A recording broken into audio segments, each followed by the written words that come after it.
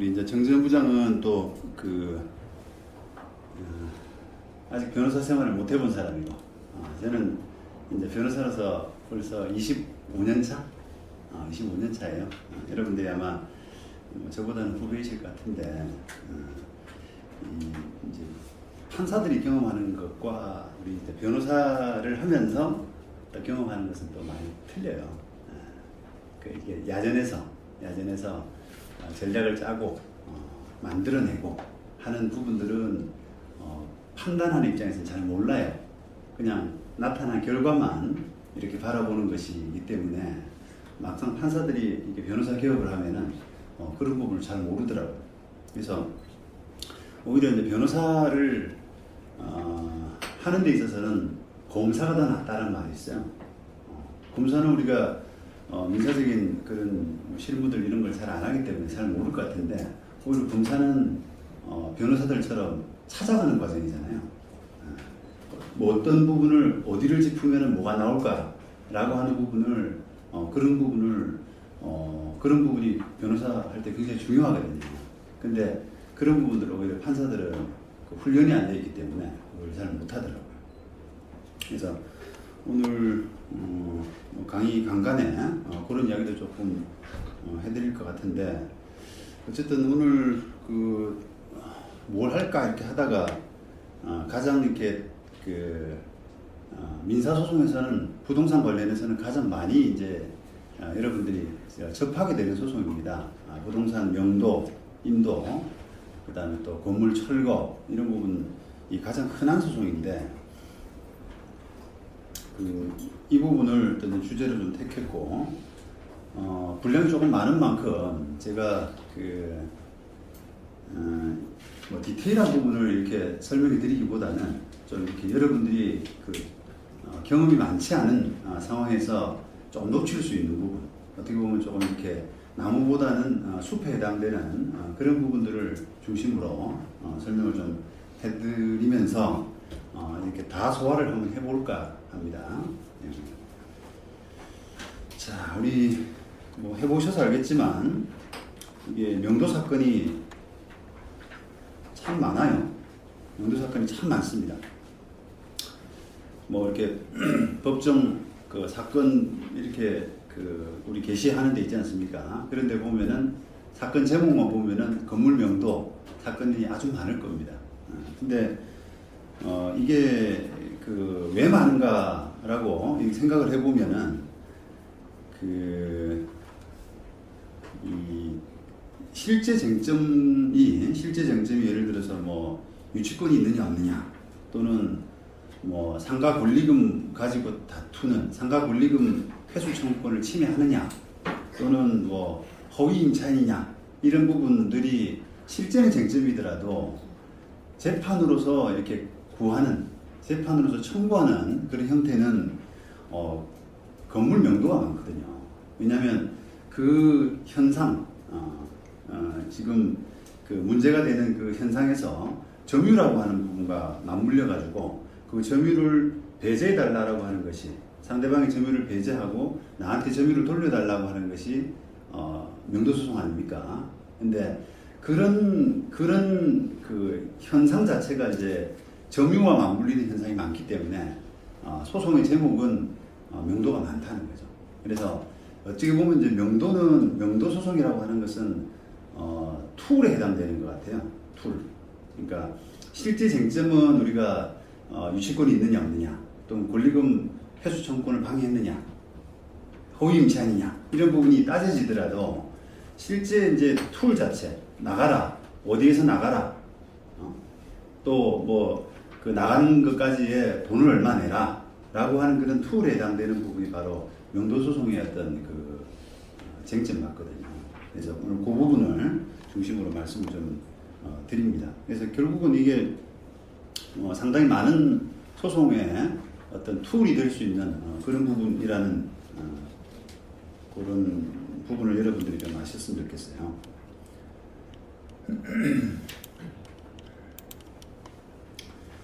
자, 뭐 인도는 뭐 다 아시겠지만 명도라는 부분과 이제 혼용해서 쓰고, 별로 이렇게 뭐 인도든 명도든 뭐 상관하지 않는 것 같습니다. 옛날 저희는 인도 사법연수원 다닐 때는 뭐 인도 용어를 좀 써라.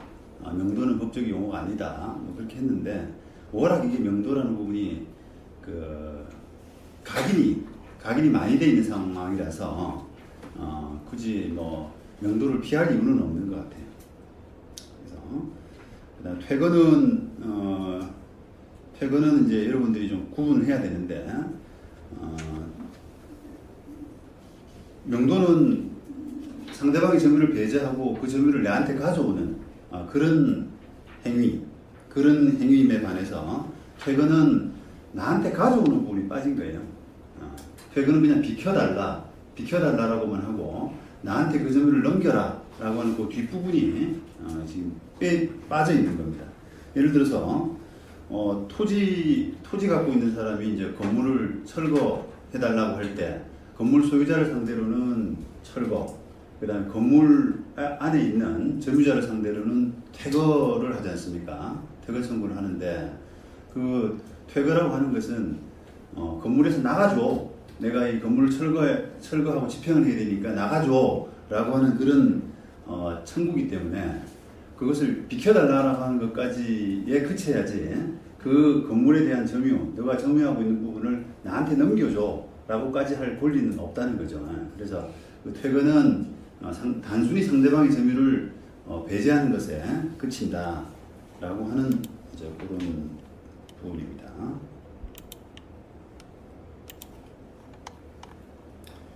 자, 그다음에 이런 뭐 인도 청구, 그다음에 퇴거 청구 얘는 조금 말씀드렸고요. 여러분이 살펴보시면 되고, 그다음에 당연히 이제 점유하고 있는 사람을 피고로 삼아서 해야 되는데 이런 사례들에 보면 예를 들면 2002년도 대법원 사건 같은 경우는 이 점유 자체가 이제 개념이 좀 애매하잖아요. 원래 추상적인 개념이기 때문에 그거를 점유를 하고 있느냐 없느냐 또는 언제부터 점유를 해왔느냐 또 누가 점유를 해왔느냐 이런 부분들이 실무상으로는 많이 논쟁이 될 때가 있거든요. 그래서 그런 점유와 관련된 그런 논쟁들이 많다라고 하는 것이고, 이 2002년 대법원 판결 같은 경우는 이제 건물 명도 사건이죠. 근데 이 피고가 유치권을 주장하는 사람이에요. 그래서 이 건물을 낙찰받은 원고가 이 유치권 주장하는 피고를 상대로 건물 명도 소송을 했는데 피고가 언제부터 점유를 해왔느냐 라고 하는 것이 쟁점이 된 그런 사건입니다. 왜냐하면은 우리가 경매 개시 결정 이후에 비로소 점유하는 것은 압류의 처분금지에 반한다고 그래가지고 무효로 보거든요. 그래서 유치권이 아주 이제 중요한 쟁점이죠. 유치권자를 상대로 명도소송을 하면서 유치권이 압류의 처분금지에 반하느냐 아니냐, 그러니까 결국은 언제부터 점유해 왔느냐라고 하는 것이 이제 쟁점인데 그것을 쟁점으로 해서 다툰 그런 사건입니다.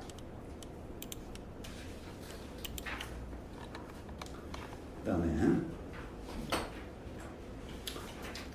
이것도 뭐 자세한 건 여러분들이 이제 읽어보시면 되는데 사건이 이렇게 좀 다양하게 많아요. 예를 들어서 이것도 점유가 결국은 쟁점인데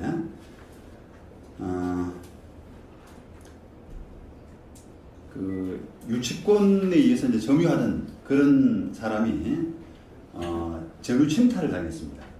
불법적으로 점유 침탈을 당했다라고 해서 이제 불법 행위가 될 수가 있잖아요. 그러니까 보통 유치권에 의해서 유치권을 행사하다가 점유 침탈을 당하게 되면 대응하는 방법은 점유 회수 소송, 점유를 돌려달라고 해서 점유 회수 소송을 해서 돌려받으면은 점유가 계속된 것으로 이제 법원이 판단을 해주거든요.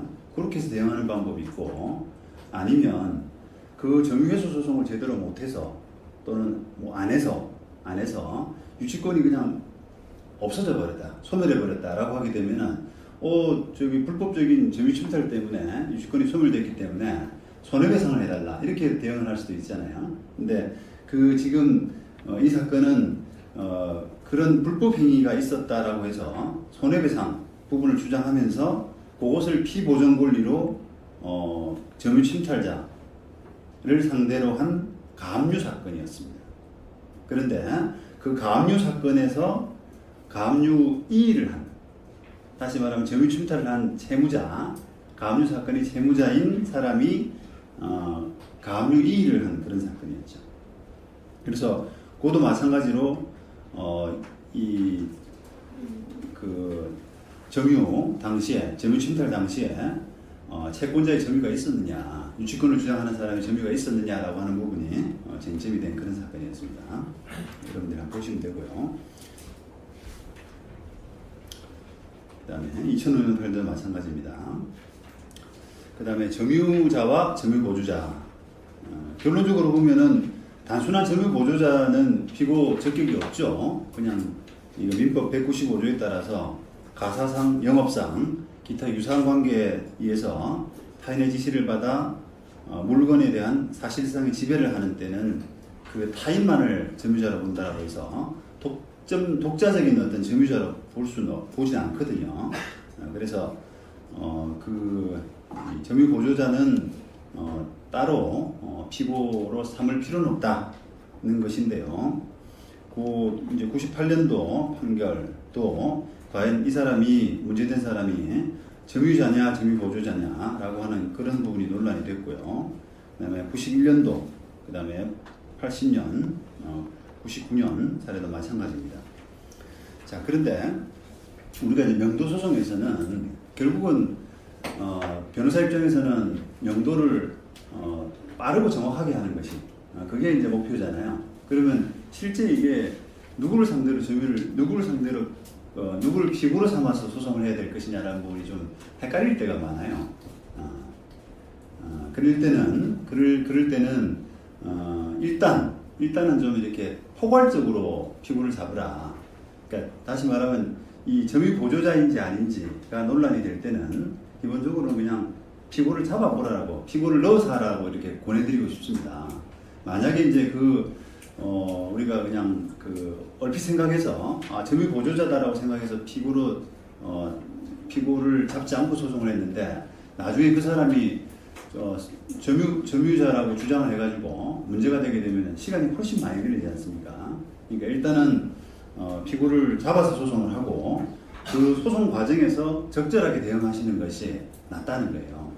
그래서 보조자로 의심되는 사람이 어떤 행동을 취하느냐에 따라서 적절하게 취하를 하든지 아니면 유지를 하든지 하는 그런 대응들이 좀 좋을 것 같습니다. 그래서 디테일한 부분들은 여러분들이 좀 읽어보시면 되겠습니다.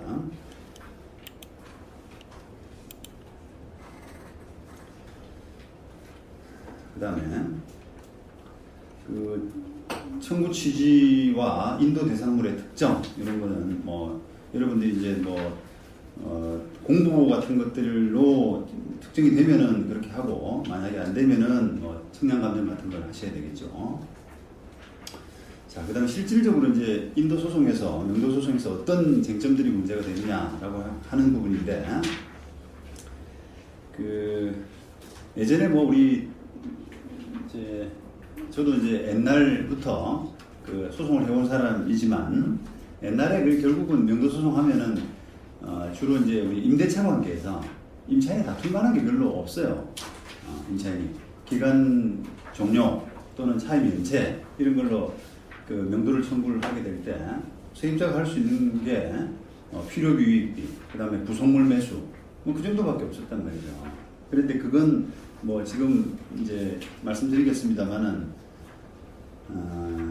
굉장히 인정이 잘 안 되거든요.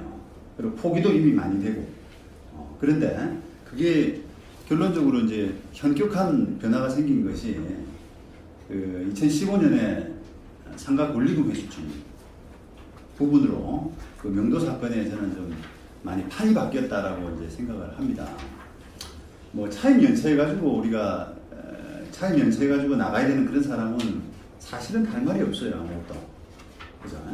그렇게 되면은 권리금 회수 청구이라는 것도 없지만 다른 권리들도 사실은 좀 주장하기 어렵거든요.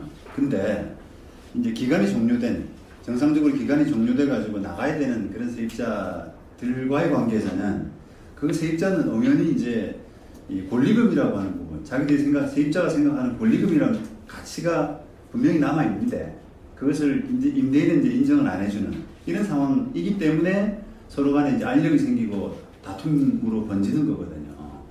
자, 그럴 때 이제 그동안에 2015년 전에는 이 권리금을 권리화하는 그런 노력을 그런 법제화를 못했던 거예요. 그러다 보니까 소송을 하는 명도 소송을 하는 과정에서는 사실은 뭐 할 말이 없죠. 임차인 입장에서 기간이 끝났고 했으니까 나머지 할 만한 게 아까 필요비익비, 부속물 매수 이거밖에 없잖아요. 할 게 없는 거예요. 그러니까 게임이 너무 싱겁게 끝나는 겁니다. 소송이라는 게임이. 그런데 2015년에 이제 권리금 회수 청구이 들어오면서 비로소 세입자가 이게 응어리졌던 부분. 내가 그 부분을 내가 보호받고 싶었는데라고 하는 부분들이 이제 소송으로서 권리로서 보호가 되는 상황이니까 명도 소송이 이게 좀 복잡해진 겁니다. 게임이 좀 되는 거예요 이제. 그래서 제가 해보면 2015년부터 지금까지 벌써 한 4년 흘렀잖아요. 해보면은 명도 소송이 좀 길어지고 쟁점이 많아졌어요. 이게 필요비 옛날에는 정말 어쩔 수 없어서 필요비 유익비 부속물 매수 이거 가지고 제가 이제 만약에 기고소송 대리인이 된다면 어쩔 수 없어서 국면지책으로 억지로 판사한테 좀 이렇게 궁색하게 이렇게 이거 가지고 주섬주섬해서 그냥 쭈삣쭈삣해서 했던 그런 방어들에 불과했는데 이제는 그 권리금 회수 청구권이라는 부분을 가지고 본격적으로 이렇게 쟁점화되고 있습니다. 그래서 상대적으로 필요비익비 부속물 매수 옛날에 억지로 했던 그런 쟁점들은 이제는 쑥 들어가 버렸어요. 그만큼 이제 비중이 낮아졌다는 거죠. 근데 아마도 여러분들은 그런 부분들을 아직 잘 못 느끼고 계실 수 있습니다. 서로 이게 비교를 좀 하면서 이렇게 하셔야 되는데, 자, 그런 차원에서 이제 이해를 하시면 될 것 같고요.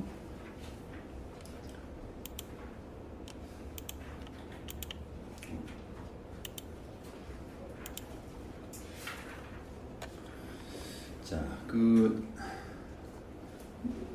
이게 필요비 유익비 관련해서는 민법에 여러 가지 이제 조문들이 흩어져 있어요.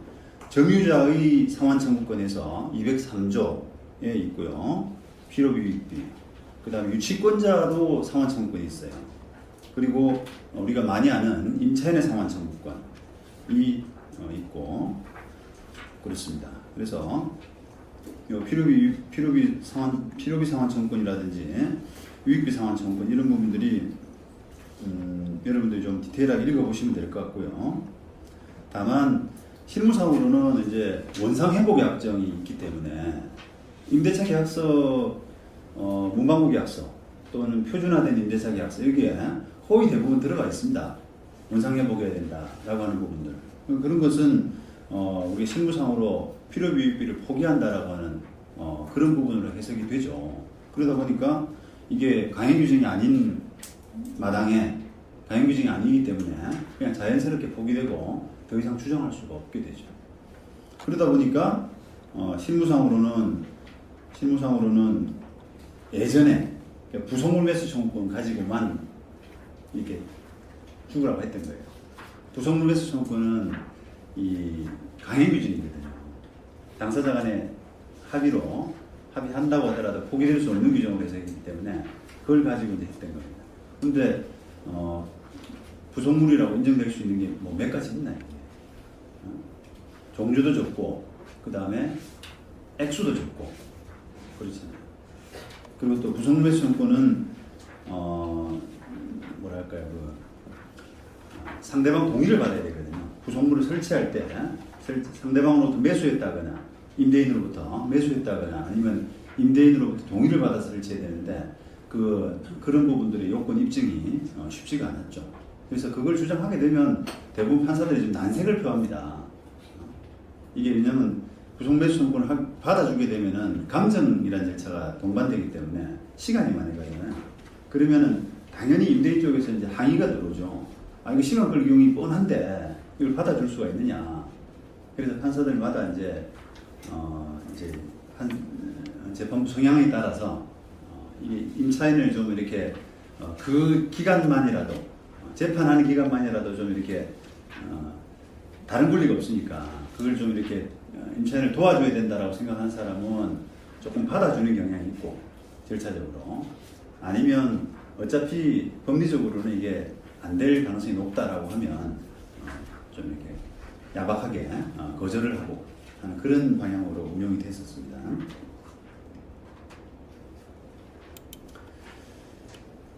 그리고 이 원상회복과 관련해서 원상회복 입증 책임은 당연히 뭐 주장을 하는 사람이 있겠죠. 그래서 만약에 원상회복 약정이 있다라고 하면은 그것을 어떤 상태로 원상회복해야 된다라고 하는 그런 부분에 대해서 입증 책임이 보통은 임대인한테 있는데 계약 현실은 그 예전에 뭐 사진이라든지 이런 부분들이 거의 안 남아 있는 경우가 많아서 이게 소송상으로 논쟁이 많이 되고 있습니다. 그래서 실질적으로 이제 뭐 원상 회복할 때 그게 일일이 입증이 잘 안 되는 경우가 많아서 그런 부분들을 조금 노력을 하실 필요가 있어요. 뭐 예를 들면 아예 뭐 원상 복구를 금액으로 미리 해버린다든지 하는 그런 부분에 노력이 좀 필요할 것 같습니다. 그리고 여러분들 이제 변호사로서 변호사로서 이렇게 하실 때 일을 하실 때 조금 더 이제 이런 뭐라 그럴까요? 우리가 만들어져 있는 어떤 만들어져 있는 소송에 어떤 소송을 한다라고 하는 그런 비중보다는 좀 앞으로는 점점 더 이렇게 자문의 비중, 계약서를 쓰는데 직접 과제한다거나 해서 하는 그런 자문의 비중이 점점 더 늘어날 가능성이 크기 때문에 여러분들이 조금 더 이제 그런 부분들 계약서로서 계약으로서 법을 조금 이렇게 보완하거나 그 권리를 찾아가는 그런 노력들을 여러분들이 더 하실 필요가 있습니다. 아무래도 이게 우리 교육이라는 것이 저도 뭐 그런 교육을 받았습니다만 주어진 기록하에서 어떤 판단을 해보라라고 하는 어떤 판사의 교육을 많이 받았단 말이에요.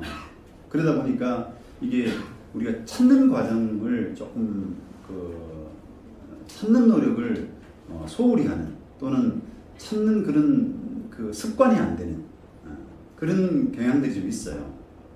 변호사는 사실은 판단하는 직업이 아니라요. 찾아가고 만들어가는 직업이거든요. 그래서 여러분들 입장에서는 조금 이제 법을 이제 배워가고 처음 입문하는 과정이기 때문에 가급적이면 좀 더 적극적으로 내가 계약으로서 뭔가 보완한다. 법의 빈틈이 뭐냐 이렇게 적극적으로 좀 하실 필요가 있다라는 그런 부분들을 조금 자문 드리고 싶습니다. 그 다음에 원상회복 의무와 임대인의 보증금 반환 거부. 이거는 뭐 원상회복 의무를 잘 안 하게 되면 임대인이 이제 보증금을 안 돌려주겠다고 할 수가 있는데 그 범위는 원상회복에 필요한 어떤 범위에 국한돼야지 전체를 다 안 돌려주고 붙잡고 있으면 그거는 적절하지가 않다. 그러니까 이자도 부담해야 되고 지체 책임을 부담한다라고 하는 그런 판결입니다. 뭐 당연한 내용이죠. 그래서 이게 원상회복을 원상회복 문제가 실제로 이제 발생하게 되면은 이게 얼마를 공제해야 될지 하는 부분이 금액으로 특정이 잘 안 되니까요. 안 되니까 이게 보증금을 돌려줘야 될지 안 돌려줘야 될지 얼마를 빼고 돌려줘야 될지 이런 부분이 항상 헷갈리게 되는 거예요. 그걸 결과를 맞출 수가 없잖아요. 그죠? 근데 어쨌든 너무 과하게 킵을 하고 있으면은 그 부분에 대해서는 지체 책임이 따르게 되는 겁니다. 그 다음에 원상회복을 잘 안 해줘가지고 임대인이 발생한 손해라고 하는 것이 어떤 부분이냐라고 하는 그런 부분인데 이 대법원 90년 판결은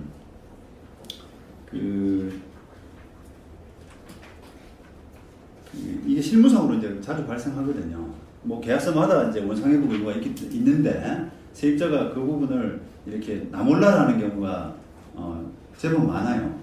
그러다 보면은 이게 그 원상회복의 문제 때문에 그 건물이 이제 공실이 되고 이용할 수 없는 상태로 제법 기간이 흘러가는 경우가 많단 말이죠. 그런데 이게 서로 이제 옥신각신하다 보면은 기간이 생각보다 많이 잡아먹는 경우가 있어요. 자, 그럴 때 실제로 나중에 서로 간에 옥신각신하다가 실제로 원상회복이 됐다라고 한다면 그 임차인이 어쨌든 잘 못해서 임차인이 원상회복을 안 해서 상당 기간 그 공실로 있었던 그 기간만큼을 모두 다 손해로 청구할 수 있는지 아니면 그렇지 않은지 하는 부분이 이제 논란이 되는데, 지금 대법원 판결은 실제 그 원상회복을 완료한 그 날까지가 아니라 임대인 스스로 원상회복을 할 수 있었던 기간까지 임대료라고 했어요. 그러니까 다시 말하면 임차인이 이제 원상회복을 안 하고 미적미적 되고 있을 때 만약에 임대인이 실제로 했더라 그러면, 자기가 직접 나서가지고 사람 붙여서 했더라 그러면 한 열흘 정도 됐는데, 세입자하고 이제 하면 신랑이 하면서 기다리고 뭐 이렇게 하다가 석 달이 갔다라고 하는 그런 경우거든요. 그럼 석 달치를 다 청구할 수 있는 게 아니라 10일치만 청구할 수 있다라고 하는 그런 판단입니다. 그래서 이런 걸 보면은 이제 건물주 입장에서 임대인 입장에서도 그냥 머뭇거릴 필요가 없어요. 시간을 이렇게 그 사람이 해주겠거니라고 해서 내용 주문 보내고 머뭇머뭇하다가 시간이 너무 많이 가게 되면은 지체한 기간만큼 모두 다 보상받는 게 아니기 때문에 적절히 임차인한테 기회를 주고 그게 만약에 임차인이 안 하겠다라는 어떤 메시지 이런 것들이 오게 되면은 바로 본인이 처리를 해버리는 게 낫습니다. 그래야지 기간의 어떤 손해 이런 부분들을 좀 이렇게 덜 수가 있는 거죠. 그 다음에 시설을 인수한 임차인의 원상회복 의무. 그러니까 이제 권리 양수도에 따라서 새로운 세입자가 권리를 인수하는 경우가 많이 있지 않습니까? 그러면 나중에 이제 그 사람이 나갈 때 어디까지 원상회복해야 되느냐라고 하는 그런 문제죠. 들어와서 자기가 했던 부분만큼이냐, 아니면 자기가 인수한 시설까지도 모두 원상회복 대상이냐라고 하는 건데, 그거는 결론적으로는 약정하기 나름이에요. 약정하기. 그러니까 그게 지금 대법원 판례 부분 90년 대법원 판례 부분은 다른 특약이 없는 한 원상회복 의무는 현 임차인이 개조한 범위 내에 한정된다 이렇게 판단을 했잖아요. 그러니까 그냥 원상회복한다 이렇게 돼 있는 거예요, 계약서에. 현 임차인하고 계약을 하면서 그냥 원상회복한다, 계약 끝나면 원상회복한다 이렇게 돼 있으니까 다른 특별한 사정이 없는 한 그 정도 적혀 있는 그 문구만 가지고는 현 임차인이 개조한 범위에만 국한된다라고 이렇게 판단한 거죠. 그래서 이렇게 이제 시설을 인수해가지고 새로 세입자가 바뀌고 하는 그런 경우에는 임대인 입장에서는 좀 명확하게 해두고 싶을 때는 계약서를 보완하시면 되는 겁니다. 계약서를 나중에 끝나고 나서 나갈 때, 계약 종료되고 나갈 때 원상회복은 전 임차인이 했던 것까지 다 포함되는 것이다. 이렇게 하시면 되죠.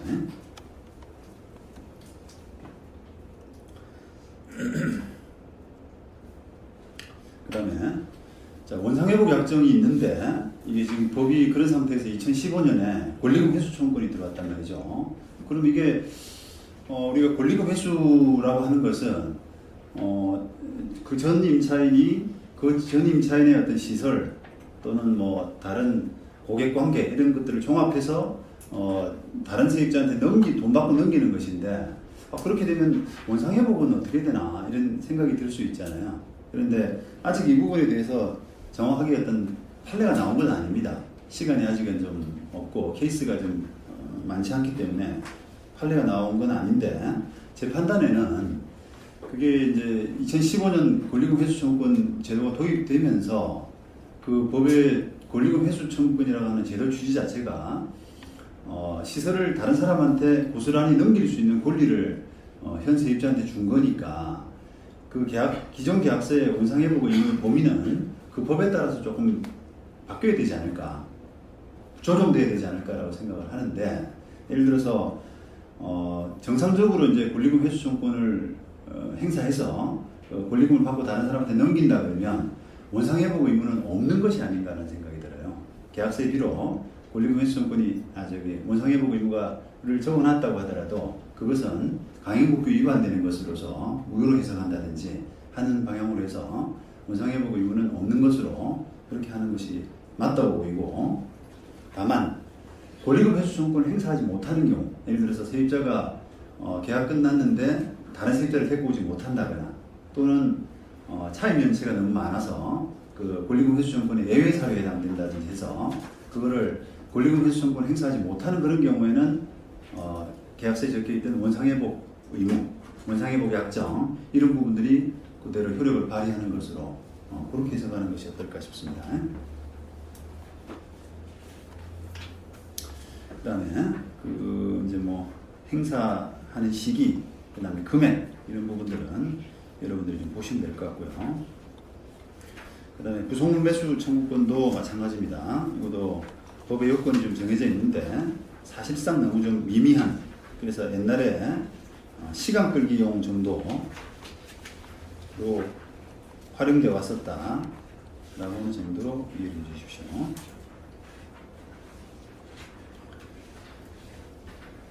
그 다음에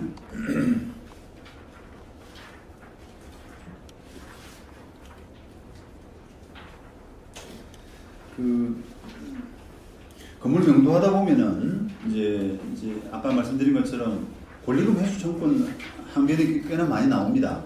그러니까 이게 세입자가 나가야 될 상황에서 나 권리금 회수 청구권 행사합니다. 다른 세입자 받아줘요.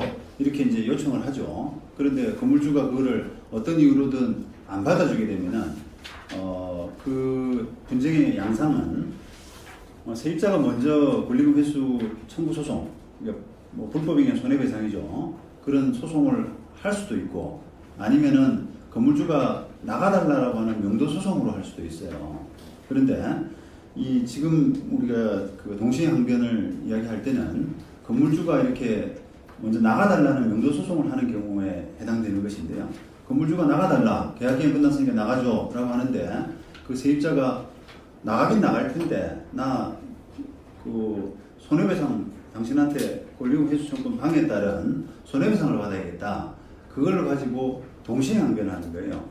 그러니까 그거 받을 때까지는 못 나간다 라고 해서 이제 동시행항변하는 거죠. 그럼 그게 이제 타당하냐 라고 하는 부분인데, 아직 뭐 대법원 판결은 나오진 않았지만 지금 하우싱 판례에서는 거의 대부분은 동시행항변권 인정하지는 않고 있습니다. 이런 거를. 그러니까 별개라는 거예요. 서로 결연관계라 그러나요? 그런 부분이 없다. 서로 간에 명도 의무와 그 다음에 권리금 회수 청구권에 따른 손해배상 청구 간에는 그런 결연 관계가 없기 때문에 동시행항변은 부적절하다 이렇게 보고 있습니다. 그래서 그러면 이제 명도소송 할 때 자칫하면은 그냥 명도소송 해가지고 그게 명도돼 버리면 우리가 권리금 회수 청구할 때 감정을 해야 되지 않습니까? 그 감정을 해야 될 현상이 좀 이렇게 없어지는 경우도 있을 수 있잖아요. 그죠? 그러니까 그런 경우를 이제 생각을 한다 그러면 반소를 해보는 것이 반소. 그러니까 명도소송이 들어왔을 때 동시행항변, 권리금 회수 청구권에 따른 손해배상, 여기 동시행항변은 어차피 제도상으로 잘 안 되니까 법원이 안 받아주기 때문에 그러면은 반소 청구를 손해배상 해달라라고 하는 반소를 하게 되면은 그 명도소송하고 맞물려서 돌아가거든요. 그러면은 그 판단을 받는데 감정하고 판단을 받는데 좀 무리가 없는 상태가 될 것 같아요. 만약 그렇게 하지 않으면 적어도 이제 명도 사건 자체만 판단이 나버리고 그 다음에 그걸로 인해서 혹시 집행이 먼저 돼버린다 그러면 감정할 수도 없는 그런 상태에 놓이게 되는 그런 우려가 있기 때문입니다.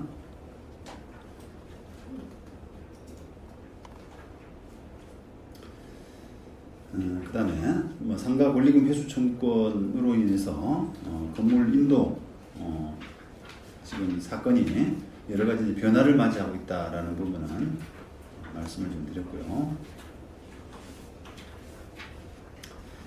지금 이게 이제 양상 자체가 이제 많이 명도 사건의 양상 자체가 아까 바뀌었다라고 말씀드렸는데 이게 예전에는 어떤 주장할 만한 뾰족한 어떤 권리 이런 것들이 없기 때문에 공유지책으로 필요비, 부속물 매수 이런 정도로 이제 하던 임차인이 이제는 그런 권리금 회수 청구가 불가능한 사람이 아니라면 권리금 회수의 쟁점을 가지고 주로 하는 것으로 항변하는 것으로 많이 바뀌고 있습니다. 그러니까 예를 들어서 나는 권리금 회수 청구권을 정상적으로 행사했는데 저 사람이 임대인이 안 받아줬다라고 해서 그러면 건물주 입장에서는 그게 세입자를 옳게 된 세입자를 데리고 온 거냐 부터 해서 또는 나는 방해를 안 했다라든지 해서 이 권리금 회수 청구권의 요건과 관련된 어떤 그런 쟁점으로 지금 건물 명도 소송의 어떤 그 분쟁 양상이 지금 완전히 바뀌고 있어요. 그래서 그런 부분들을 여러분들이 좀 주의하실 필요가 있습니다. 그리고 또 이 권리금 회수 청구권이 쟁점이 되다 보니까 권리금 회수 청구권은 주요 권리금 회수 청구권과 관련된 쟁점들은 법 구조 자체가 이게 신규 임차인을 데리고 왔는데 그다음에 건물주가 방해하는 이런 구조에 있기 때문에 신규 임차인을 데리고 왔느냐라고 하는 부분에서 벌써 다툼이 있는 경우가 많아요. 예를 들어서 건물주 입장에서는 저 데리고 온 사람이 가짜 같다 그래도 우리가 이제 들러리라는 표현을 쓰는데요. 들러리 같다. 나에게 배상 청구를 하기 위해서 그냥 지인을 아무나 데리고 와서 이렇게 자기한테 신규 임차인인 것처럼 그렇게 한 것 같다 라고 하면서 그걸 밝히기 위해서 증인 신문을 한다든지 그리고 또 권리금 회수 청구권에 대한 손해배상 액수라는 것이 데리고 온 신규 임차인으로부터 받는 돈과 받을 돈과 감정을 해서 나온 돈 중에서 적은 금액을 한다라고 법이 되어 있기 때문에 필히 이게 감정 절차를 동반하도록 되어 있잖아요. 법 제도 자체가. 그러니까 무조건 감정을 거의 해야 됩니다. 그러다 보니까 아까 증인신문 절차와 감정 절차 이런 것들이 동반되다 보니까 이게 시간이 예전에 비해서 한 2배 이상은 걸리더라고요. 명도 사건이 별 쟁점 없이 끝난다 그러면 6개월이었다면 지금 권리금 회수 청구권이 쟁점이 되면서 명도 소송 시간 자체가 이제 1년 가까이 걸리는 거죠. 그러니까 의뢰인들한테 어떤 안내하는 얼마나 걸리겠습니까? 라고 할 때 안내하는 시간 자체가 이제 훨씬 더 여유 있게 이야기를 해야 되는 겁니다. 자칫 이제 옛날 기준으로 짧게 이야기를 했다가 왜 그때 말씀하고 달라요? 안 끝납니까? 이런 항의를 받기 십상인 거죠. 그 다음에 이제 여러분들이 변호사로서 이게 잘 할 수 있으려면 저는 이제 툴을 해결할 수 있는 툴 이런 부분들을 좀 다양하게 가질 필요가 있다라고 저는 생각을 합니다. 그러니까 무기죠. 결국은 툴이라고 하는 것은 어떤 분쟁을 해결하기 위한 무기를 하나만 가지고 있는 것과 여러 개 가지고 있는 것, 적절하게 선택할 수 있는 것, 이거는 전쟁에서 굉장히 중요한 문제잖아요. 그래서 여러 가지 툴들을 여러분들이 좀 이렇게 포괄적으로 이해를 하고 있다가 가장 적절한 툴을 선택하는 그런 부분들 또는 같이 병행하는 것, 선택하거나 병행하는 것 이런 부분들이 변호사로서는 굉장히 어떤 중요한 테크닉이라고 저는 생각을 해요. 그런 부분들은 법원에 있는 사람이 할 수는 없죠. 법원에 있는 사람은 그냥 인도소송 들어오면 인도소송의 판단만 하고, 그 다음에 인도명령이 들어오면 인도명령의 판단만 하고, 이렇게 하는 것이지 본인이 주도해서 뭘 할 수 있는 건 아니잖아요. 그런데 변호사는 그런 걸 어쩔 수 없이 해야 됩니다. 거기에 따라서 많은 결과가 차이가 날 수밖에 없어요. 자, 그 인도 절차에 이제 하나로 그 부동산 인도 명령이라고 하는 것이 있는데요. 요거는 이제 경매죠, 경매에서 매수인이 대금을 낸 뒤 6개월 이내에 인도명령을 신청하면은 이렇게 인도명령을 발부해주는 그런 절차입니다. 요거는 이제 법원 경매에 한정되기 때문에 공매는 없죠. 공매 받게 되면은 그냥 뭐 명도소송 해야 되겠죠. 다른 절차가 없기 때문에.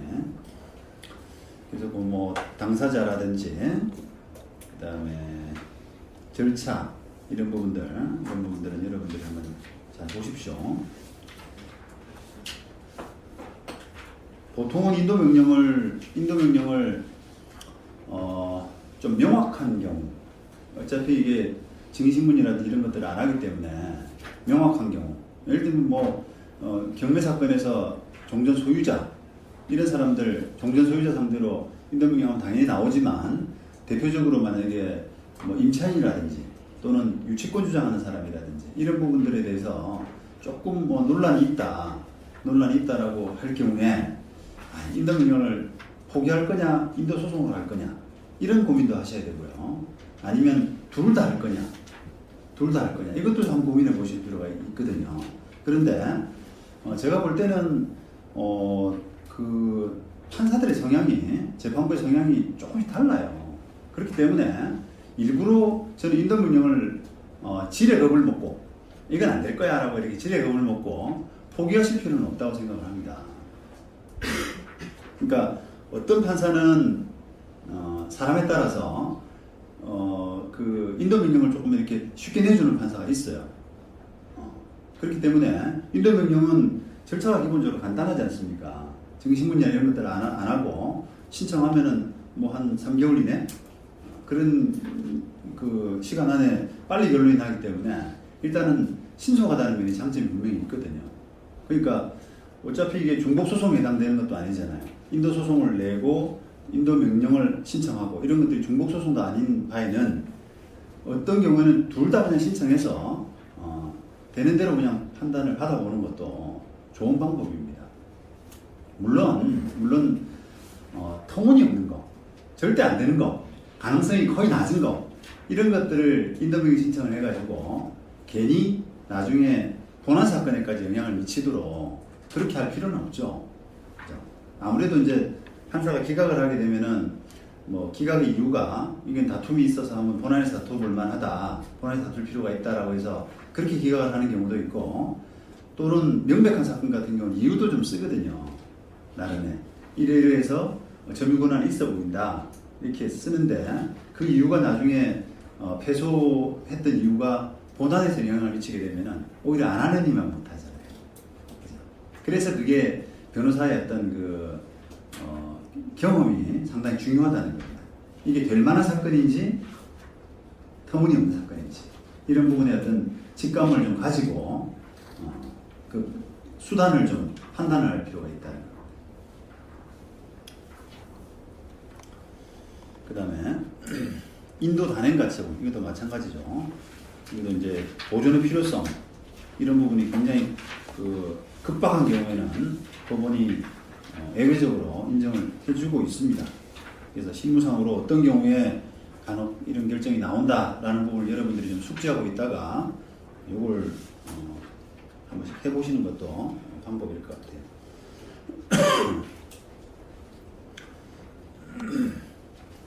그 다음에 점유회수 소송, 이것도 아까 점유 침탈당했을 때 본권이 있느냐 없느냐 이걸 떠나서 그냥 점유 자체를 돌려주라라고 하는 그런 소송이기 때문에 때로는 이런 소송도 한번 활용이 좀 필요하고요. 어쨌든 이게 전 재판이 좀 뭐랄까요, 그 전쟁, 다툼, 개인 간의 다툼이지만 그냥 조금 이렇게 전쟁 같다는 느낌도 좀 들고, 그러니까 어떤 뭐 싸움에서 분위기라는 것도 상당히 있지 않습니까? 그래서 그 분위기에서 점유회수 소송을 해서 이렇게 나한테 다시 내가 본권이 있건 없건 간에 점유 침탈을 당했을 때 점유회수 소송을 해서 다시 점유를 가져온다는 거. 그러면 상대방한테 상당히 이제 부담을 주는 건 틀림없거든요. 그래서 어떤 그 분위기를 한번 전환해보는, 그래서 또 합의의 어떤 돌파구를 또 마련해 볼 수 있는 그런 부분이 틀림없이 있으니까 그게 또 적절한 수단이 아닌가 그렇게 생각이 됩니다.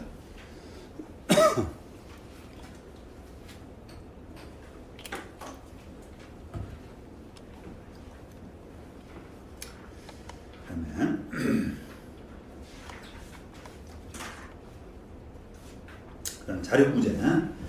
이게 명도 관련해서는 자력부재도 심심찮게 있죠. 이게 이권이 크고 할 때는 서로 뭐 힘으로서 그냥 들어가는 겁니다. 그 점유를 부당히 침탈 또는 방해하는 행위에 대해서 자력으로서 방해할 수 있다라고 했죠. 그래서 침탈되었을 때는 그 부동산일 때 침탈 후 즉시 가해자를 배제해서 탈환할 수 있다라고 이렇게 했습니다. 그래서 뭐 즉시가 언제까지냐라고 하는 부분은 좀 논란이 있습니다만 어쨌든 이게 법으로서 뭘 하는 것은 상당히 답답한 거예요. 상당히 답답합니다. 점유회수 소송도 점유권을 보호하기 위해서, 침탈당한 점유권을 보호하기 위해서 점유회수 소송을 인정을 하고 있습니다만 실제 재판을 해보면 그것도 한 1년 가까이 가거든요. 그것도. 그러니까 뭘 따질 거 없을 것 같은데 본권을 생각하지 말고 그냥 점유 침탈 당했으면은 바로 돌려줘 라고 하는 사건이기 때문에 그냥 첫째 날 아니면 둘째 날 결심될 것 같은데 그렇지가 않아요. 생각보다. 실제 점유하고 있었느냐 또는 그 이제 점유회수 소송의 피고를 잡을 때 그 사람이 특별 승계인으로서 선이다 라든지 이런 식의 항변이 많아서 잘 결론이 잘 안 나요. 그래서 이런 그 복잡한 시간이 많이 걸리는 법 절차보다는 때로는 그냥 이렇게 자력부재 수단이 훨씬 더 비용이 적게 들고 효율적일 때가 훨씬 많습니다.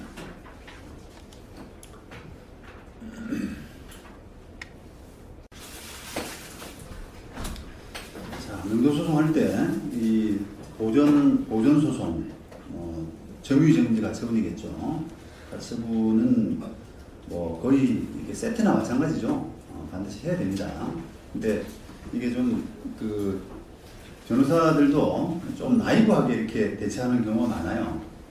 그러니까 명도소송하면서 가처분 안 하는 경우도 그냥 많더라고요. 그런데 참 이게 그 변호사가 이런 일을 진행했을까 싶을 정도로 말이 안 되는 일인데 꽤나 이게 가처분 없이도 많이 진행이 됩니다. 그럼 나중에 큰 낭패를 보죠. 사람 바꿔버리고 뭐 그렇게 하잖아요.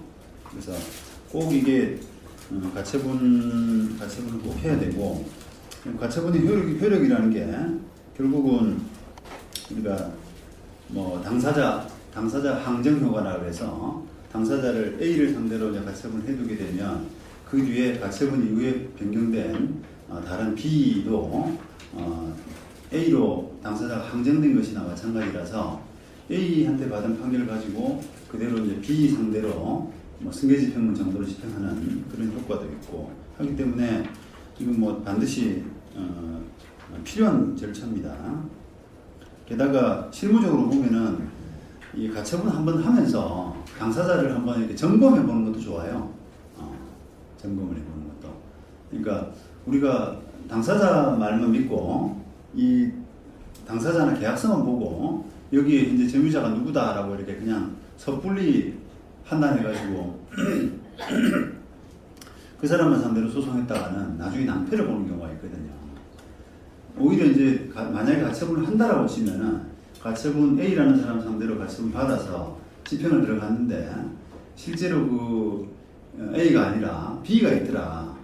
나 저기 전대차 계약에서 여기 영업하고 있어요. 라고 스스로 이실직고하는 사람도 있단 말이에요. 물론 뭐 아주 더 영악한 사람들은 그냥 감춰요, 살짝. 자기가 B라는 사실을 감추고 그냥 A 상대로 가처분이 되게끔 만들거든요. 그러면 이제 확실하구나 라고 해서 A 상대로 열심히 소송해서 나중에 판결을 받아서 집행을 들어갔더니 B가 뒤늦게서야 나 저기 점유하고 있는데 왜 나는 뺐어요? 이런 말이 나온단 말이에요. 그러면서 그 가처분 이전에 사업자 등록 같은 거 했던 걸 이렇게 제시하면은 집행될 재간이 없죠. 집행될 재간이 없죠. 그런데 그런 경우가 간혹 있기 때문에 우리가 점유이전금리 가처분이 뭐 당사자 함정효라고 하는 것 그런 것을 떠나서 당사자를 한번 이렇게 점검해 본다는 거, 확인해 본다는 거. 왜냐하면 그게 가처분 집행 절차 자체가 공식 절차이기 때문에 어쨌든 집행관하고 한번 현장을 가볼 수가 있지 않습니까? 확인해 볼 수 있고 물어볼 수 있고 하기 때문에 그 과정에서 좀 더 이게 진실에 접근할 수 있단 말이에요. 그런데 이제 그 과정이 아니면은 그걸 어떻게 확인합니까? 그죠?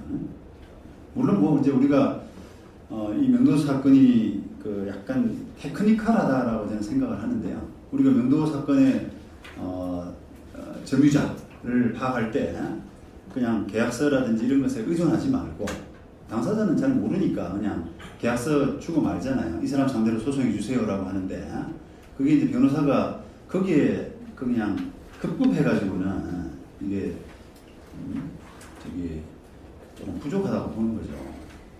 예를 들어서 만약에 그게 점포다라고 하게 되면은 그 점포에 실제로 누가 영업을 하는지 하는 것은 반드시 그 이렇게 예를 들어서 뭐 편의점 같은 거가 대표적인데요.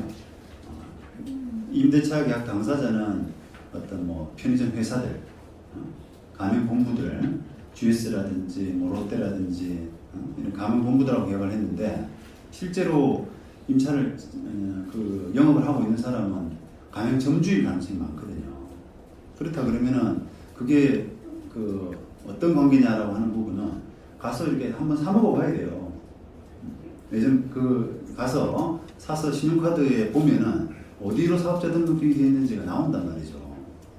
그래서 그걸 확인하고 한번 점검하고 나서 그게 이제 필요하면은 사람을 더 추가해야 되는 겁니다. 그죠? 그런데 그냥 계약 당사, 임대차 계약 당사자만 들어가가지고는 그게 옳게 될 수가 없죠, 그게.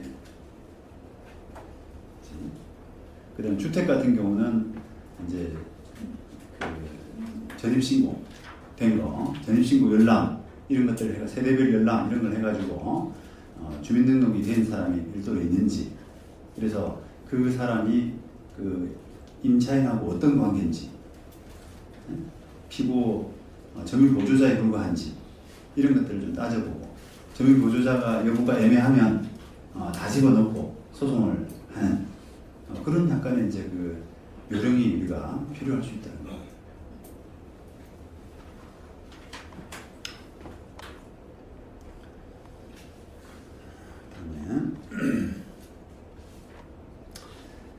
그다음에 이제 인도 집행 판결 받아서 인도 판결 받아서 집행을 어떻게 하느냐라고 하는 것인데, 그 실무적인 부분도 조금 여러분들이 잘 보실 필요가 있습니다.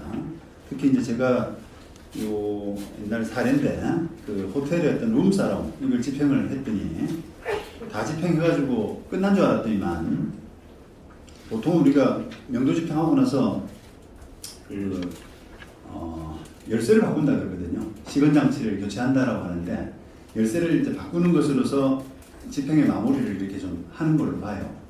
집행관으로 돌아가고, 그러면 이제 그 어떤 뭐 사실은 이제 집행관이 집행 종료를 선언하면 집행은 된 걸로 보지만 우리가 그래도 외형적인 부분을 좀 중요시 하잖아요. 그러면 옛날에 있던 열쇠를 버리고 새로 열쇠를 교체해가지고 이제 내 거다, 여기는 내 바운더리야, 이렇게 어떤 가시적으로 이렇게 선언하는 건데, 그런 그 절차를 이게 호텔 룸사롱 집행할 때 그렇게 다 했어요. 그런데 거기서 사람이 또 나오는 거예요. 몇 시간 뒤에. 집행관 다 돌아갔는데 몇 시간 뒤에 그 사람이 주섬주섬 나오네요. 문 열어달라고. 그러니까 알고 보니까 거기 약간 비밀의 방이 있었던 것 같아요. 비밀의 방. 호텔 룸사롱이 아주 미로처럼 복잡하잖아요. 그러니까 이걸 완전 그 압수수색 하듯이 일일이 안 뒤지고 이렇게 대충 보고 사람이 나갔는지 안 나갔는지 보고 끝 해놓고 열쇠를 잠갔는데 그 안에서 사람이 똑똑거리니까 이게 참 다시 소송을 했죠. 왜냐하면 만약에 이제 재침입했다든지 하게 되면은 뭐 인도 단행 가처분도 되고요. 그다음 형사적으로는 우리가 부동산 강제집행 효용 침해죄라고 하는 죄도 있습니다. 강제집행으로 명도된 부동산에 침입하거나 하는 경우에 이런 강제집행 효용 침해죄로서 처벌할 수도 있는데 이 사람은 자기가 집행이 안 됐다는 거예요. 안에서 잠자고 있었는데 왜 문이 잠겼더라. 내가 나오려고 하니까 문이 잠겼더라. 그러니까 자기한테 집행이 안 됐다는 거죠. 그러니까 그런 부분들을 감안해서 조금 꼼꼼하게 하나하나 이렇게 할 필요가 있습니다.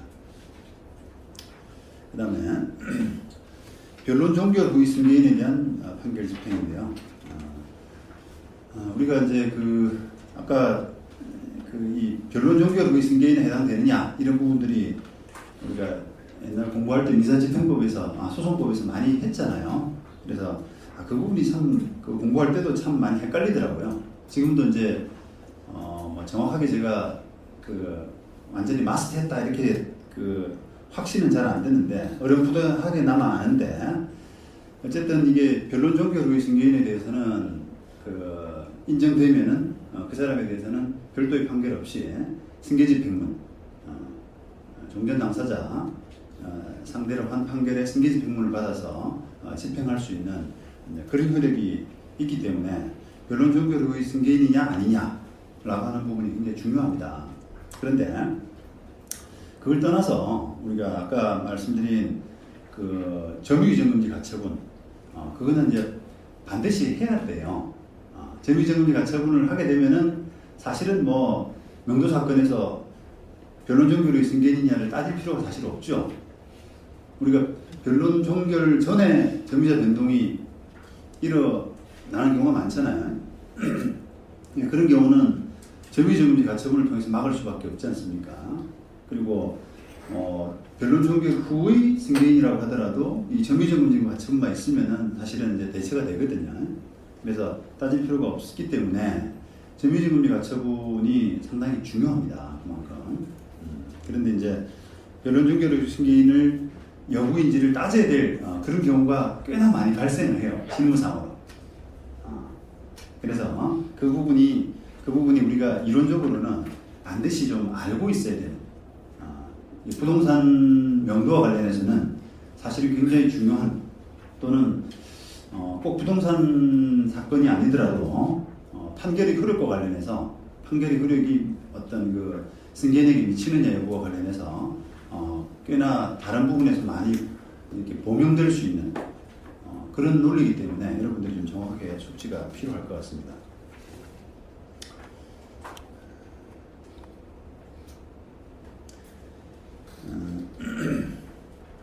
우리가 자 승계가 뭐 원고든 피고든 뭐 승소한 사람이든 패소한 사람이든 이렇게 다 불문하죠. 그 다음에 일반 승계든 뭐 특정 승계든 상관없고요.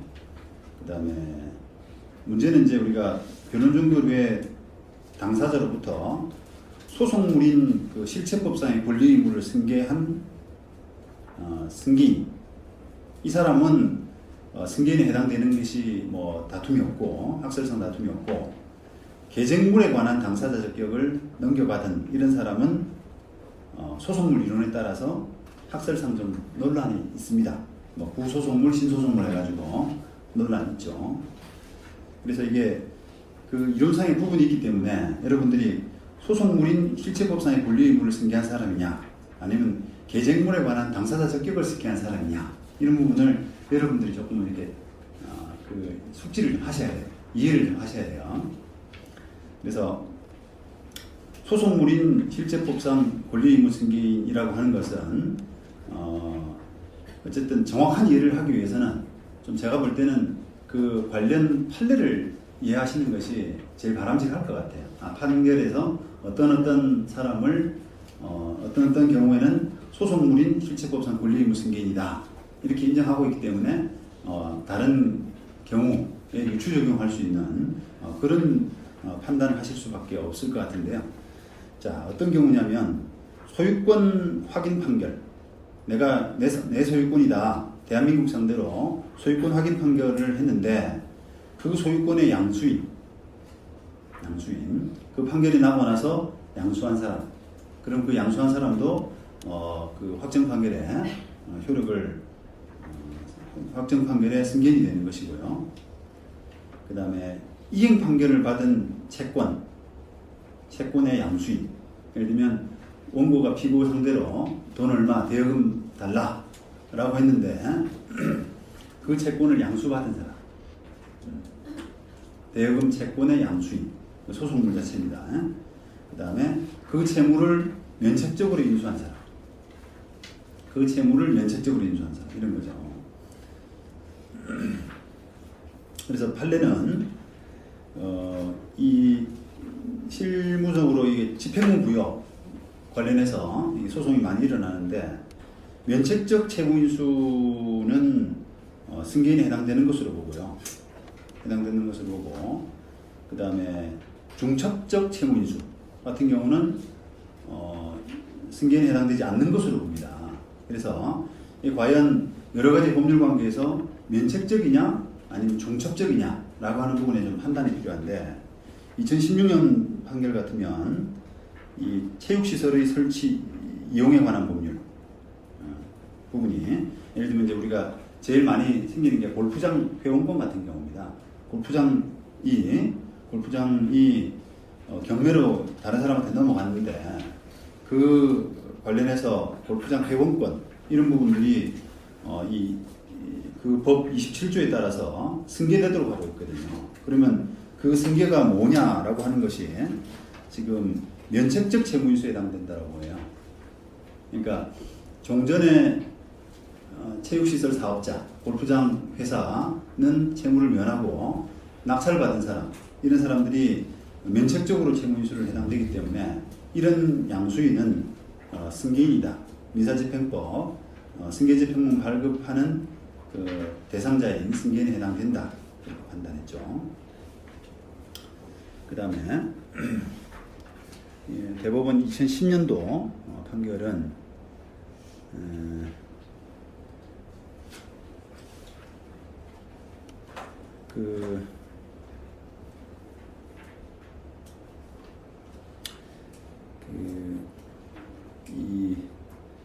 우리가 집합 건물에서 관리비 채무는 승계될 수가 있지 않습니까? 그죠? 예를 들면 경매했는데 경매 낙찰 받은 사람이 그 집 종전 소유자가 체납한 그 관리비를 연체한 관리비를 승계해야 되는데, 물론 그게 이제 전유 부분에서 발생한 것은 빼고 공용 부분에서 발생한 그런 관리비라고 하죠. 근데 그 관리비를 이제 승계하는 것이 채무가 뭐냐, 면책적이냐 중첩적이냐라고 할 때 중첩적 채무예요. 중첩적 채무. 그러니까 종전 소유자도 관리비 채무가 있고 관리비 채무를 부담하고 and 낙찰받은 사람도 부담하고, 마찬가지로 또 그 사람이 다른 사람한테 넘기면 역시 마찬가지로 중첩적 채무가 계속 되는 거죠. 그래서 이 중첩적 채무에 해당되기 때문에 이 사람은 승계인이 아니다 라고 보는 겁니다. 그 다음에 서울고등법원 판결은 승계인이기 때문에 집행문을 부여하라. 승계집행문 부여 신청, 부여 소송이죠. 부여 소송에 대한 어떤 주문에 해당되는 건데요. 그걸 한번 보시라고 하고요. 어떤 내용이냐면 내용은 그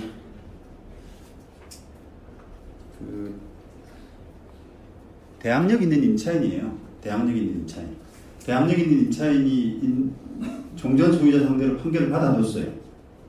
종전 소유자 상대로 보증금 돌려줘라고 판결을 받아뒀는데 그 집에 소유권이 변동되면서 어떤 대항력 있는 임차인으로서 내 돈 물어줘라고 해서 종전 소유자 상대로 받은 판결이 있으니까 승계집행부여를 신청한 겁니다. 그래서 자 그런 경우에 과연 그러면 종전 소유자로부터 보증금 채무를 인수받은 이런 관계는 면책적 채무인수라고 하잖아요. 그죠? 면책적 채무인수. 옛날 소유자는 보증금 채무를 면하고 새로 양수자가 된 사람, 건물의 양수인이 채무를 면책적으로 승계한 것을 보기 때문에 승계인에 해당된다라고 판단을 한 겁니다. 법원에서. 그래서 원심은 아마 지금 승계인이 아니다라고 해서 부정적으로 판단했는데 이 2심에서는 승계인이다라고 해서 1심 판결을 파기한 취소한 그런 경우죠. 자 이런 경우가 이제 좀 주의해야 될 게 실무상으로 보면은 이게 이런 식으로 이제 그 낙찰을 받아서 뭐 상황을 잘 모르고 낙찰을 받아서 들어갔더니 그 세입자가 있는데 그 세입자가 이미 한 몇 년 전에 판결을 받아서 이자가 잔뜩 늘어나 있는 경우가 있어요. 종전 소유자 상대로 원금 1억에 이자 5천만 원, 원금 1억에 이자 1억 이런 식으로 된 집이 있단 말이에요. 근데 그걸 이미 판결을 받아가지고 그걸 잘 모르고 들어가게 되면은 혼밥 뒤집었습니다. 혼밥 뒤집었어요. 그러니까 그리고 다투볼 방법이 없죠. 기판력에 미치지 않습니까? 그죠? 기판력의 승계인이란 말이죠. 다투볼 방법이 없단 말이에요. 뭐 두 사람이 짜고 쳐가지고 그게 판결이 무효가 이를 정도가 아니라면 실제 만약에 그 판결이 판결 무효가 아니라 유효하다면 다툴 방법도 없잖아요. 그죠? 그러니까 이거 황당한 노릇이죠, 이게. 그래서 저희가 이제 경매하는 사람들한테는 이런 경우를 생각한다면 만약에 내가 낙찰을 받았을 때 어떤 그 예상되는 분쟁이 있잖아요. 만약에 저 세입자가 뭐 대항력이 있는 사람이냐 없는 사람이냐 또는 허위 임차인이냐 아니냐 만약에 이런 식의 분쟁을 예견하고 낙찰을 받는다라고 할 때는 미리 판결을 조사해보라고 말씀을 드려요. 판결을. 우리가 대법원 도서관을 그래서 이제 자주 이용을 해야 되는 게 변호사 사무실 입장에서는 리서치가 굉장히 중요합니다. 그냥 일감으로 저 사람은 대항력이 있을 거야 없을 거야 가짜일 거야 아닐 거야 이렇게 일감으로 들어가서 그 막상 싸우려고 봤더니 이미 판결이 있단 말이죠. 이미 판결이. 그런 경우 너무 황당하지 않습니까? 그리고 그거를 예상을 못했다는 것도 저는 좀 그 부족하다고 보는 거예요. 부족했다고. 전문가로서는 부족했다고 저는. 당사자로서야 사건을 뭐 몇 건 해보질 않으니까 사실은 모르지만 전문가로서는 그게 어떤 그 리서치 할 수 있는 통로 그런 그 루트가 다 있거든요. 근데 그걸 모르고 그냥 조사도 안 해보고 그냥 뭐 한번 해봅시다 이렇게 해서 받았다가 판결이 더 나타나면 너무 그거는 좀 미안한 거예요, 어린이들한테. 그게 변호사로서 이제 손해배상 책임을 질 정도까지 되느냐라고 하는 부분까지는 제가 잘 모르겠어요. 그런데 좀 분명히 좀 뭔가 부족한 겁니다. 얼굴이 좀 화끈거리는 거죠. 왜 그걸 이야기 안 해줬습니까? 또 왜 안 해봤어요? 이런 이야기를 들을 수 있는 사안입니다. 자, 그리고 계쟁물의 당사자 적격 승계인. 자, 이게 그 계쟁물의 당사자 적격 승계인이라고 하는 것은 변론 종결 후 계쟁물의 소유권이 다른 사람에게 이전되었을 때 동일 사건에 대해서 다시 소송한다면 당사자 적격, 즉 당사자가 될 사람이라는 의미로 이해될 수가 있는데 뭐 좀 말이 어렵죠 이게. 자, 예를 들어서 한번 봅시다. 건물 명도 사건입니다. 그런데 건물 명도 사건이 확정되고 난 뒤에 그 건물주인 원고로부터 소유권 취득하거나 아니면 건물 점유자인 피고의 점유를 취득한 경우, 이런 경우, 그거는 이제 단순히 계쟁물이라고 보는 거예요. 건물이라고 하는 것은 건물 명도 청구권이 소송물이고 그 중에 건물은 계쟁물에 불과하다는 거예요. 그러니까 계쟁물의 소유권을 취득한 사람입니다. 그 다음에 토지 소유권에 기한 건물 철거 판결이 확정된 뒤에 토지 소유권을 승계 취득한 경우, 그 다음에 건물 소유권을 승계 취득한 경우, 이런 경우도 계쟁물이죠. 건물 철거 청구권, 그 다음에 토지 인도 청구권, 건물 철거 판결, 건물 철거 설명해드리겠습니다만 건물 철거 청구, 토지 인도 청구거든요. 근데 그게 소송물이고 토지나 건물은 계쟁물에 불과한 거죠. 그 다음에 원인 무효임을 이유로 말소 등기 청구를 했는데 그 피고로부터 등기 명의를 취득한 경우, 예를 들어서 소송물 자체는 말소 등기 청구 아닙니까? 말소 등기 청구인데 거기에 소유권만 취득한 경우, 소유권을 취득한 경우, 등기 명의를 취득한 경우, 이런 경우는 그 부동산 등기라고 하는 것은 계쟁물에 불과하다는 겁니다. 자, 그런데 이런 계쟁물의 당사자 적격 승계인은 이제 학설상으로 좀 논란이 있죠. 결론적으로는 이게 구소송물, 심소송물로 나눠서 구소송물은 청구의 실체법상 성격을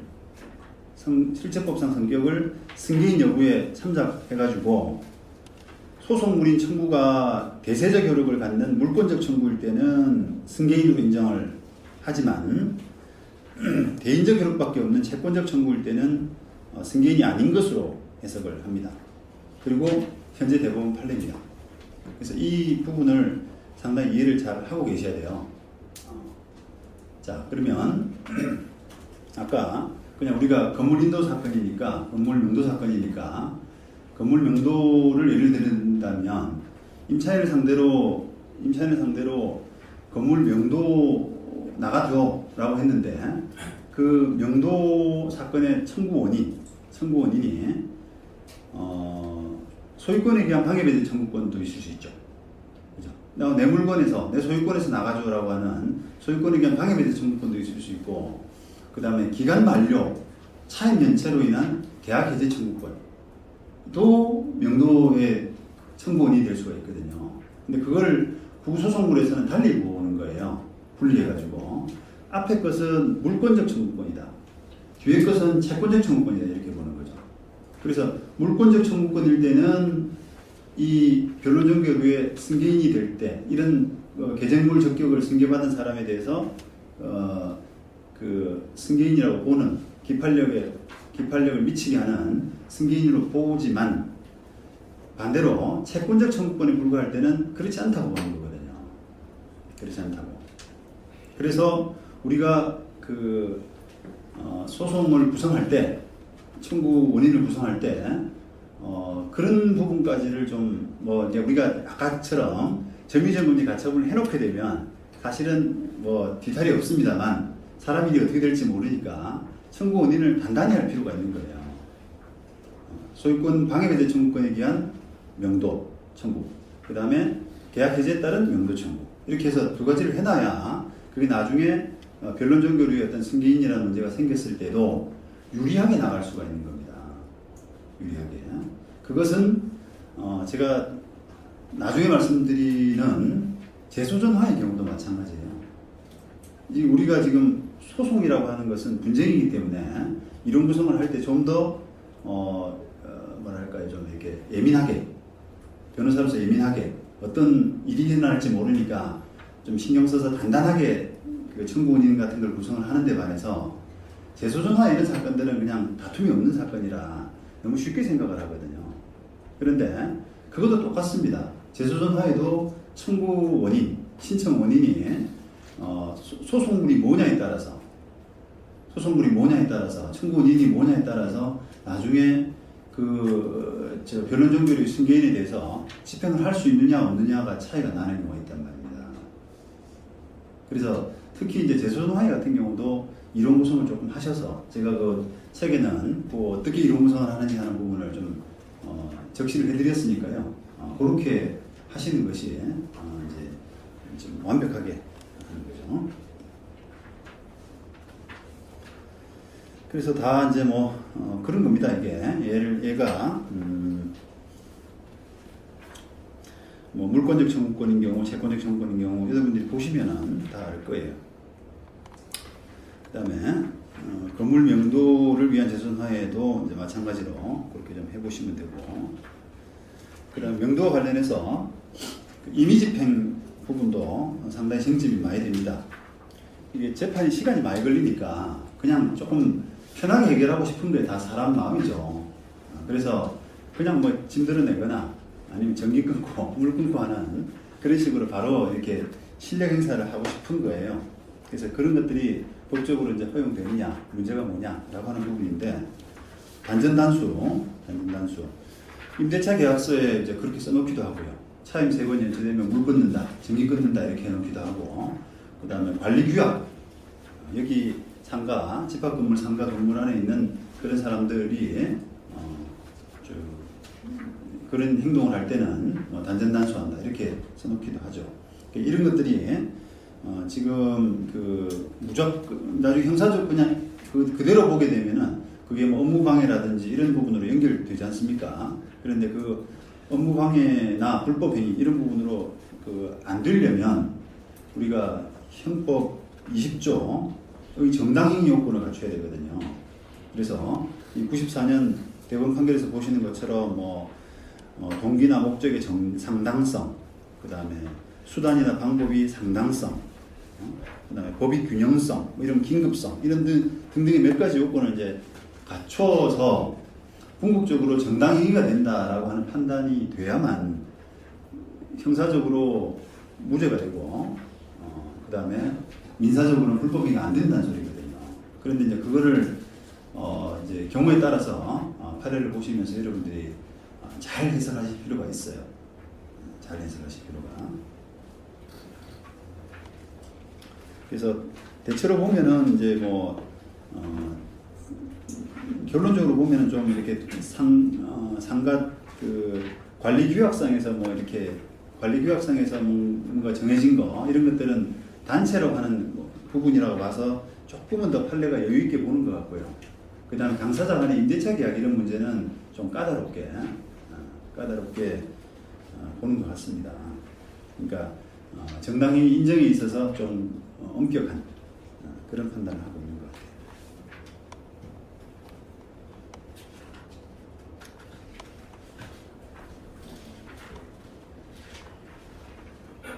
그 다음에 임의인도인데요. 차임 연체되게 되면 그냥 내가 짐 뺀다 이런 거예요. 짐 뺀다. 근데 이거는 아까 단전단수보다도 더 좀 이렇게 차인 입장에서 점유자 입장에서는 더 이렇게 심각한 결과를 초래할 수가 있죠. 그냥 단전단수면 촛불에도 켜놓고 물이라도 다른 데 떠서 영업을 할 수 있지만 그냥 짐을 빼게 되면은 영업 자체가 아예 안 되지 않습니까? 그러니까 그런 면에서 보자 그러면 이것도 법원 입장에서는 아까 정당행위 또는 보충성 이런 부분에서 더 엄격하게 판단을 하고 있다는 겁니다. 그래서 이게 강제집행은 기본적으로 국가가 독점하고 있는 사법권이다. 그래서 당사자가 함부로 할 수 없다. 그런 판단이죠. 그래서 이게 판결을 받아놓고 명도 판결 받아놓고 이제 마음이 급하니까 그냥 자기가 그냥 드러내는 그런 건물주가 있으세요. 그런데 그거 안 된다 이 말입니다. 판결을 받았다고 하더라도 그게 자기가 자력 집행할 수 있는 정당성을 가지는 것은 아니다라고 하는 그런 내용입니다. 그 다음에 이게 점유에 따라서 이제 금전 청구하는 부분. 지금은 이제 점유 자체의 명도 이런 부분을 말씀드렸는데 점유에 따른 금전 청구를 좀 말씀드려야 되는데 우리가 보통 뭐 계약 관계 없는 무단 점유자에 대해서는 우리가 두 가지로 나가잖아요.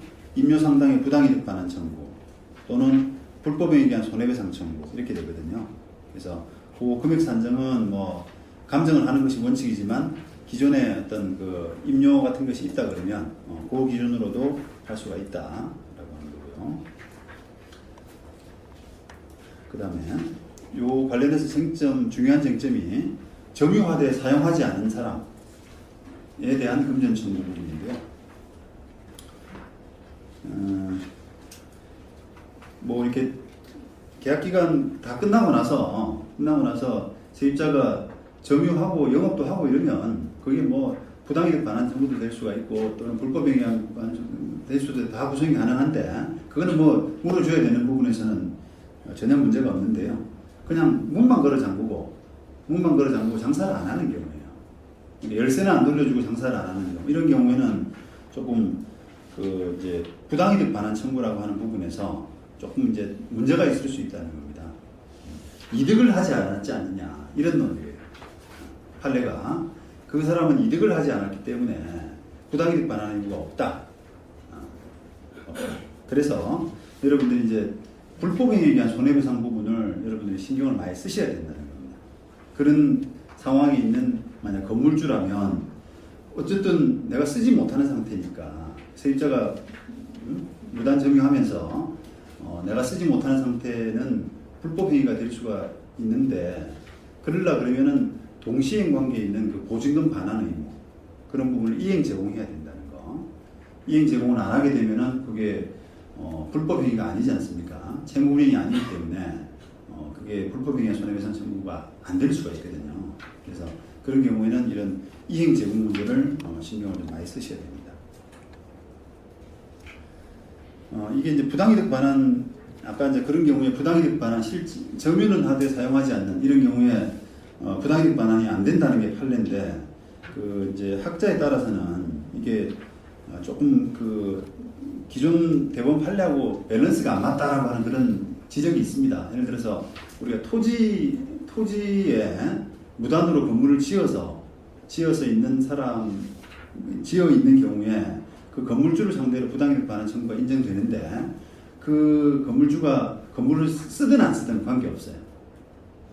그러니까 건물주에 대해서 부당이득 반환 청구는 건물주가 실제로 건물을 쓰든 안 쓰든 그것은 부당이득이다라고 대법원 판례가 있거든요. 그렇게 인정하는 데 반해서 이 점포에 대해서는 그 반드시 실제로 써야만 부당이득이다라고 하고 있기 때문에 밸런스가 조금 안 맞다라고 하는 그런 지적이 있습니다. 뭐 어떤 차이가 있는지는 저도 정확히 잘 모르겠는데 여러분들이 적어도 그런 차이를 좀 정확하게 숙지를 해 두실 필요가 있습니다.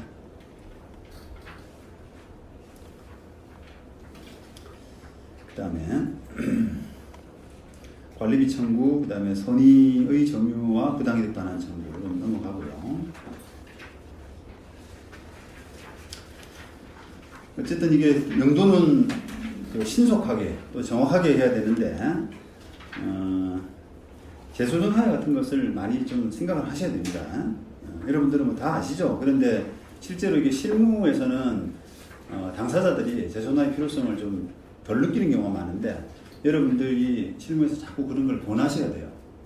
이게 얼마나 중요한 건지 그런 부분이 여러분들이 좀 이렇게 계속 어떤 전도사 역할을 좀 해주셔야 이게 보급이 되고 또 이제 계약에 맞는 그런 집행 이런 것들이 좀 신속하게 되는 거죠. 그 다음에 뭐 소재기도 조금 빨리 해보시는 거. 우리가 보통 뭐 계약기간 끝나서 소재기를 할 필요는 없죠, 사실. 우리가 변론 종결 당시에만 계약기간이 끝나 있으면 되는 거 아닙니까? 그러니까 어차피 건물주가 생각할 때는 너무 소송이 지루하거든요. 너무 시간이 많이 걸리니까 시간을 조금이라도 단축할 수 있는 방법은 안 나가는 것이 명백한 그런 세입자 상대로는 조금 몇 개월 전에 소송하셔도 돼요. 몇 개월 전에 소송해가지고 뭐 공방하고 그러면 이제 조금 여유가 생기잖아요. 그래서 그런 것도 하나의 테크닉이고, 그 다음에 이제 손해배상 위험을 좀 고지하는 거. 아무래도 이제 세입자 입장에서는 그 조금 그렇게 해서 장사를 더 하는 또는 더 머물러 있는 것이 자기한테 이득이다라고 생각하고 그런 행동을 취하는데, 자칫하면은 손해배상 때문에 내가 오히려 더 좋지 않은 결과를 좋지 않은 결과에 도달할 수 있다는 생각을 하면 아무래도 생각이 틀려지더라고요. 막 버티는데 마구잡이를 버티는데 좀 한계가 옵니다. 그래서 그런 손해배상 위험을 고지하거나 아니면 또 더 나아가서 손해배상 소송을 별도로 한다거나, 명도소송뿐 아니라 손해배상 소송을 한다거나 하는 것이 소송 기간을 좀 단축시키는 데는 도움이 될 수가 있다는 거죠.